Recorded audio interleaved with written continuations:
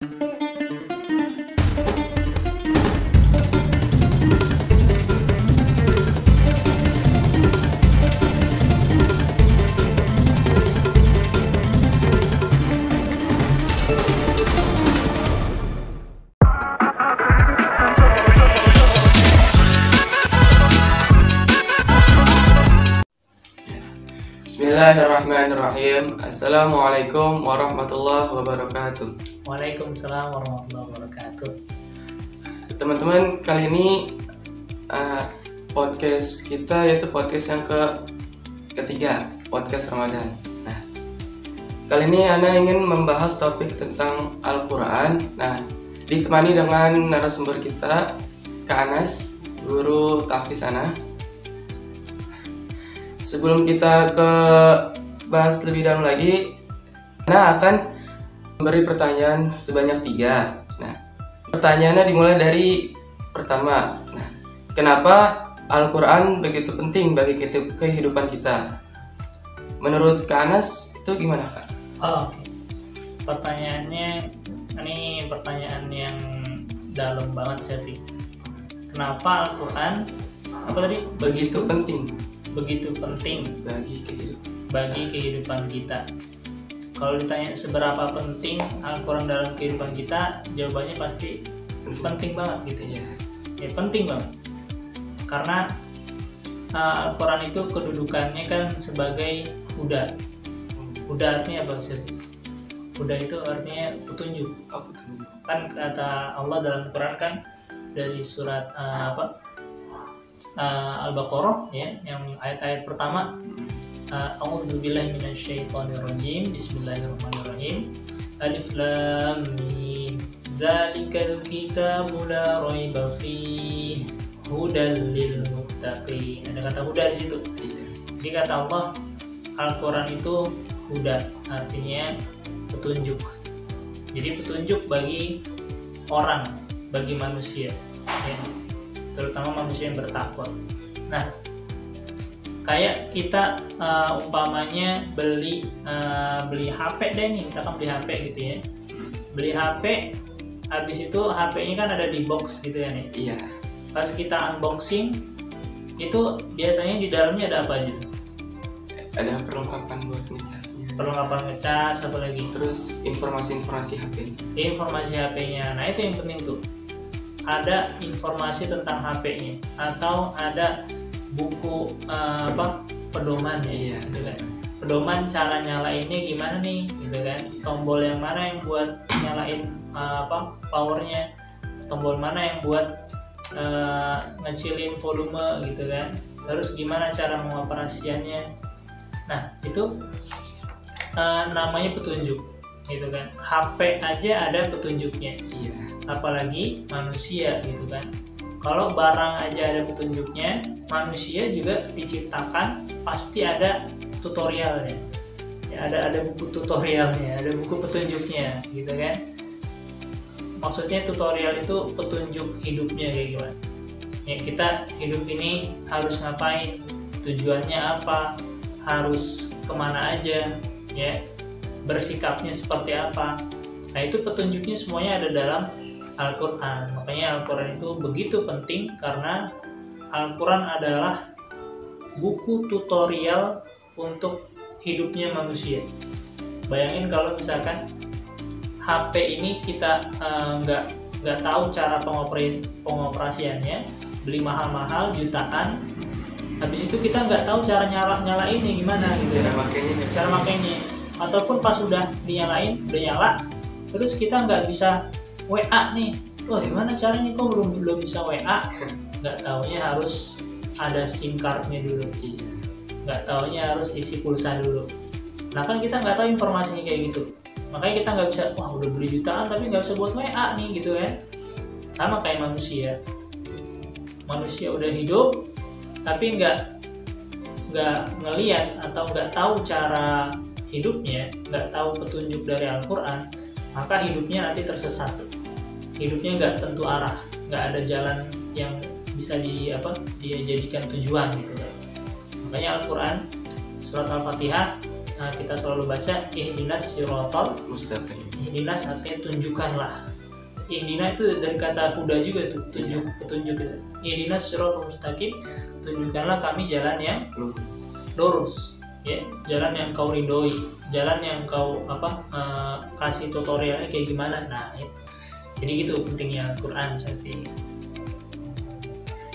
Berarti memang Al-Qur'an itu yang penting banget bagi kehidupan kita kan? Penting banget. Iya. Memang dalam hadis juga disebutkan khairukum man ta'allama al-Qur'ana wa 'allamahu, ya, sebaik-baik kalian adalah yang belajar Al-Qur'an dan juga mengajarkannya, ya.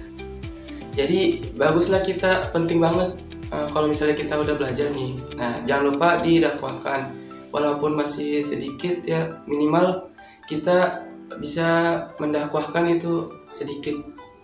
Kalau bisa kalau misal kita udah belajar nih, ngingetin teman kita untuk mengajak kepada kebaikan, Betul, ya. betul. Terus menasehati kepada kesabaran kalian. Betul banget. Ya. Kita lanjut ke pertanyaan kedua ya. Yang kedua tuh, kenapa di bulan Ramadan tuh lebih diperbanyak baca Al-Qur'annya dibandingkan bulan-bulan yang lainnya, Kak? Sip. Kenapa bulan Ramadan dianjurin lebih banyak baca Quran dibanding bulan-bulan yang lainnya? Pertama, karena Ramadan itu syahrul Quran, artinya bulannya Al-Quran. Kan bulannya Al-Quran maksudnya bulan dimana Al-Quran itu diturunkan, ya, makanya ada nuzulul Quran. Nah, maksudnya nuzulul Quran adalah hari dimana Al-Quran itu diturunkan, gitu kan. Nah, kenapa kita dianjurin baca Quran dan lebih banyak baca Quran di bulan Ramadan? Karena kita meneladani Rasulullah SAW. Rasulullah SAW itu pada bulan Ramadan lebih intensif baca Qurannya. Gitu. Bahkan malaikat Jibril itu setiap malam itu turun ke dunia nungguin Rasul buat baca Quran. Gitu. Jadi kalau kita kan belajarnya sama guru gitu ya, belajar baca Quran. Syafiq belajar sama guru belajar baca Quran. Kak Anas belajar baca Quran sama Ustadz Kak Anas lagi gitu kan. Nah, Rasul belajar sama siapa? Sama malaikat Jibril. Nah itu. Jadi malaikat Jibril yang ngajarin Rasulullah SAW baca Quran. Gitu. Nah, biasanya itu nggak setiap hari malaikat Jibril turunnya. Paling cuman nggak setiap hari lah. Tapi bulan Ramadan spesial, malaikat Jibril turun setiap malam, gitu, untuk mengajarin Rasul baca Quran. Maksudnya untuk murojaah bacaan Qurannya Rasul. Kayak kita murojaah aja, maksudnya murid murojaah, gurunya dengerin, gitu kan. Kalau ada yang salah dibetulin, sama kayak gitu. Nah, Rasul juga memperbanyak bacaan Quran di bulan Ramadan. Begitu pula para sahabat, begitu pula para ulama. Syafiq tahu Imam Malik? Tahu. Imam Malik itu luar biasa. Beliau ulama mazhab ya, gitu ya. Ulama mazhab. Imam Malik itu bahkan sampai menutup taklimnya di bulan Ramadan karena pengen fokus baca Quran. Makanya kita majelis-majelis tuh pas masuk Ramadan banyak yang tawakuf. Apa tawakuf? Tutup sementara gitu kan. Majelisnya ditutup sementara biar apa? Biar fokus ibadah Ramadan. Imam Malik juga gitu, taklimnya ditutup. Dia nggak mau ngajar dulu di bulan Ramadan, ngajarnya ditutup dulu. Dia pengen fokus baca Quran. Sama kayak Imam Syafi'i. Tahu Imam Syafi'i lagi? Tahu banget Imam Syafi'i. Ya, Imam Syafi'i Imam mazhab juga ya, salah satu ulama besar. Imam Syafi'i bahkan khatamnya itu bisa berkali-kali bulan Ramadan. Nah, kalau Syafiq targetnya berapa kali khatam bulan Ramadan? 2 kali khatam. 2 kali, bagus, alhamdulillah. Minimal ada khatamnya lah. Coba tebak, Imam Syafi'i berapa kali khatam bulan Ramadan? 60. Iya, itu dia. Sampai 60 kali gitu ya. Masih 60 kali berarti satu hari berapa juz? Berapa kali khatam? 2 kali. 2 kali. Berarti satu hari Imam Syafi'i itu bisa 2 kali khatam. Satu hari loh. Satu hari berarti kan 60 juz kan? Iya. Kan 1 juz 30 hari ya. Satu Al-Quran satu kali khatam 30 juz.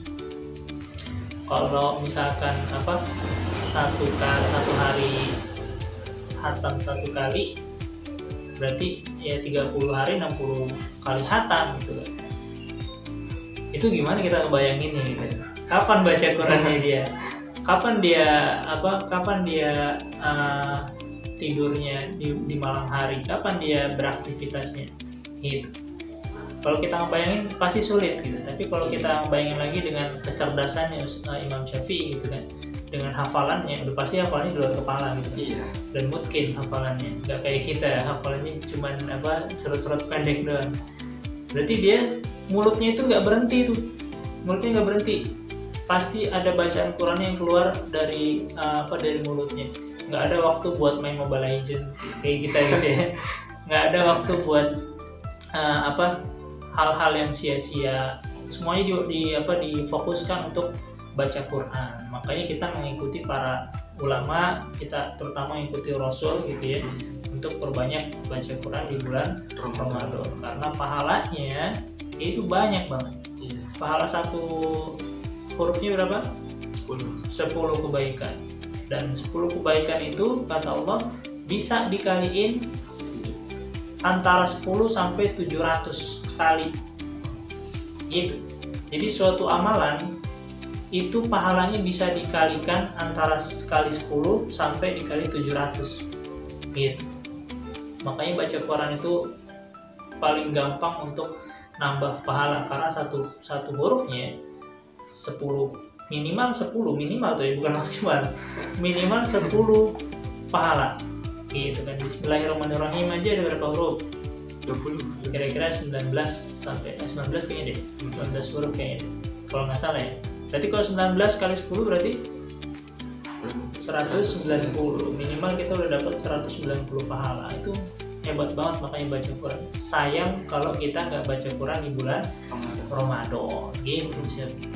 Berarti tadi yang amalan di bulan Ramadan tuh satu hurufnya kan 10 kayak 10 pahala. Nah, dikali 700 Kak. Bisa dikali 700 tergantung niatnya. Oh, tergantung. Ya kan kalau amal itu tergantung niat. Innamal a'malu bin niat. Kalau kita baca Qur'annya untuk Allah, insya Allah terserah Allah mau ngalihinnya berapa, kita nggak tahu. Bisa sampai 700 kalau kita niatnya ikhlas karena Allah gitu. Tapi kalau niat kita karena ingin didengar orang lain, wah biar didengar teman-teman biar didengar bagus nih bacaannya gitu kan. Atau pas jadi imam, biar kelihatan keren nauzubillah min dzalik, gitu. Jangan sampai kita kayak gitu. Itu nggak dapet pahalanya karena niatnya salah. Niatnya bukan karena Allah tapi pengen karena didengar orang lain. Berarti itu riya kan? Itu riya. Berarti sombong, ingin dilihat orang lain bacaannya. Makanya kita harus hati-hati gitu ya. Terus kita lurusin niat baca Quran, jadi imam sholat atau jadi petugas di Ramadan gitu ya. Itu semuanya harus dilurusin niatnya karena Allah, karena itu nanti berhubungan dengan dapat atau enggak pahalanya nih gitu ya. Bisa jadi pahalanya 0 karena tadi ada riya di situ. Itu sih. Oke deh. Berarti untuk kenapa di bulan Ramadan tuh lebih dibanyakin lagi tuh baca Qurannya dibanding bulan-bulan lainnya? Ya, kalau kata Kana sih memang di bulan Ramadan tuh Nabi Muhammad ini ya udah memang memperbanyak baca Quran. Betul, Pak. Terus juga tadi disebutkan Imam Malik ta'limnya tuh sebelum Ramadan tuh udah ditawakufkan. Seperti kita yang kajian-kajian seperti biasa pasti ditutup sementara untuk menjalankan ibadah Ramadan tuh untuk dimaksimalkan lagi kayak. Betul. Oke deh. Berarti kita lanjut ke pertanyaan ketiga ya teman-teman. Boleh. Ketiga, dalam membaca Al-Quran apakah ada poin pentingnya untuk untuk bisa membaca Al-Quran dengan benar dan juga dengan tartil? Bagus nih pertanyaannya. Kan ini ada ayatnya bahkan ya. Oh iya. Ayatnya di surat Al-Muzammil ayat 4 ya. Iya. Kata Allah, "A'udzubillahi minasyaitonirrajim, auzid 'alaihi warattilil Qur'ana tartila." Iya. Warattilil Qur'ana tartila artinya dan bacalah Al-Qur'an dengan tartil. Ini jadi baca Quran itu kita diperintahkan Allah untuk tartil. Nah, tartil ini maksudnya kata Ali bin Abi Thalib radhiyallahu anhu adalah mentajwidkan setiap hurufnya dan tahu kapan wakofnya. Jadi simpelnya adalah kita baca Quran harus sesuai dengan kaidah tajwid. Gitu. Kita nggak boleh kita baca Quran semau kita. Gitu kan. Tadi kan pahalanya banyak tuh, pahalanya udah banyak gitu kan. Tapi kita juga membacanya harus sesuai dengan kaidah tajwid. Kaidah tajwid minimal itu pertama hurufnya betul. Ya, jangan salah baca. Ba dibaca na, ta dibaca ya. Nah, itu jangan salah huruf. Banyak sih orang-orang hurufnya kebalik-balik gitu. Betul. Yang lebih parahnya tuh ain diganti a gitu. Ain a lebih sering gitu. Ya, itu juga sering gitu ya. Jadi kita harus terus belajar gitu ya. Kalau misalkan masih belum lancar, nggak apa-apa gitu. Kak, saya belum lancar, boleh baca Quran nggak? Boleh. Tapi asalkan dia harus terus memperbagus bacaannya. Harus terus belajar untuk memperbaiki bacaan Quran gitu. Jadi harus pertama memperbaiki huruf gitu ya, nggak ketukar hurufnya dibaca dengan betul gitu ya, tepat. Yang kedua adalah tanda bacanya harus betul bacanya ya. Tajwid itu harokat, tasdid, sukun. Harokat berarti kan ada fathah, kasroh, domah, sukun, tasdid. Nah itu 5 itu minimal harus betul. Sama tanwin ya, lupa. Iya, tanwin juga. Tanwin juga itu tanda baca pokoknya. Apa tadi pertama huruf, kedua tanda baca, ketiga panjang pendek. Nah, panjang pendek ini yang kebanyakan orang salah banyak di sini. Iya. Gitu kan. Nah, misalkan dipanjangin, harusnya panjang jadi pendek, yang harusnya pendek jadi panjang. Nah, ini harus kita latih dan kita betulin terus. Minimal 3 ini aja nih dasarnya, ini dasar kita belajar baca Quran. 3 dasar ini kita udah pegang, insya Allah kita udah betul bacaannya ya. Kita udah nggak ada makna yang salah, karena kalau salah dari ketiga hal ini itu bisa mengubah makna atau maknanya nggak ada sama sekali. Mengubah arti kan? Mengubah arti atau mengubah makna, maksudnya gitu. Makanya kita harus belajar tajwid gitu. Sampai kita tua pun kita masih harus belajar tajwid. Nggak ada halangan, mau kecil mau besar, udah tua ya, udah nenek-nenek, udah kakek, tetap harus belajar tajwid, harus belajar baca Quran. Yang salah adalah yang nggak mau belajar. Dia tahu bacaannya belum betul, masih banyak salahnya, tapi nggak mau belajar. Nah, itu yang salah. Nah, nyalain orang lagi. Nyalain orang. Semoga nggak ada yang kayak gitu ya. Nah, tapi yang pasti itu ya, yang kita harus belajar baca Quran dan agar bacaan kita itu bisa tartil sesuai dengan kaidah tajwid. Gitu sih. Berarti untuk poin-poin pentingnya tadi ada 3 Kak. Yang pertama tuh memperbaiki hurufnya, jangan sampai terganti. Nah, untuk yang kedua tuh tanda baca ya, termasuk dari fathah, kasroh, terus domah sama tanwin kan. Betul. Terus yang ketiga itu panjang pendek. Nah, kita harus membedakan panjang yang 4 harokat sama yang 2 harokat kan. Dan jangan sampai juga panjangnya ada 4 harokat tapi kita bacanya panjangnya 2 harokat ya. Jadi harus dibenerin kembali. Nah, kalau misalnya kita baru belajar nih, ya, jangan lupa kita membenarkan hurufnya gitu, huruf Al-Quran. Kalau misalnya kita baru awam nih, orang awam nih, ya kita baru belajar, tapi kita kan memang baru belajar nih. Nah, kita harus memperbaiki bacaan kita. Nah, terus sama tanda baca dan juga panjang pendek.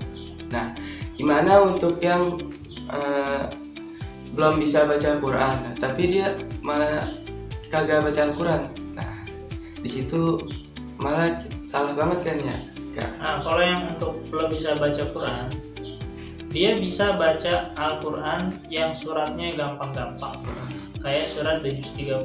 Iya. Nah, juz 30 kan biasanya banyak yang hafal. Nah, kalau misalkan dia belum sama sekali bisa baca Quran, belum bisa paham tajwid gitu ya, maka coba baca surat-surat pendek, An-Nas, Al-Lahab, Al-Kafirun. Ikutin aja murotal yang ada di YouTube gitu ya. Terus coba diikutin. Nah, itu insya Allah terhitung sebagai baca Quran juga. Gitu. Jadi utamakan yang gampang-gampang dulu buat yang masih belajar. Kayak misalkan anak-anak kecil gitu ya. Kakak juga kan ngajar anak TPQ itu, anak TK, anak kelas 1 SD, 2 SD belum bisa baca Quran. Maka kakak saranin baca surat ini ya, An-Nas gitu. Setiap hari baca surat An-Nas sampai alif kelas ya. Diulang-ulang aja terus gitu. Jadi dia masih bisa baca Quran walaupun belum bisa mengerti tajwidnya. Oke deh. Ya, berarti walaupun kita belum bisa baca Quran nih, ataupun kita belum bisa baca Quran dari juz 30 ataupun di luar juz 30 Kak. Nah, berarti kita memang dianjurkan baca Quran. Nah, misal nih belum bisa baca Quran, tapi kita harus baca Quran, tapi dari yang surat-surat yang kita bisa gitu, yang gampang gitu. Misal dari Anas sampai Al-Bainah kalau bisa hafal. Nah, ya mungkin untuk pertanyaan segini aja kayak ya. Terima kasih untuk Kak Anas sudah hadir di podcast kita yang ketiga. Sama-sama. Dan juga terima kasih teman-teman yang sudah menonton video Al-Azami. Nah, kalau misalnya ada pertanyaan atau saran dan kritik, boleh di komentar, teman-teman. Jangan lupa di like, share, komen, dan subscribe. Terima kasih. Wabillahi taufiq wal hidayah. Wassalamualaikum warahmatullahi wabarakatuh.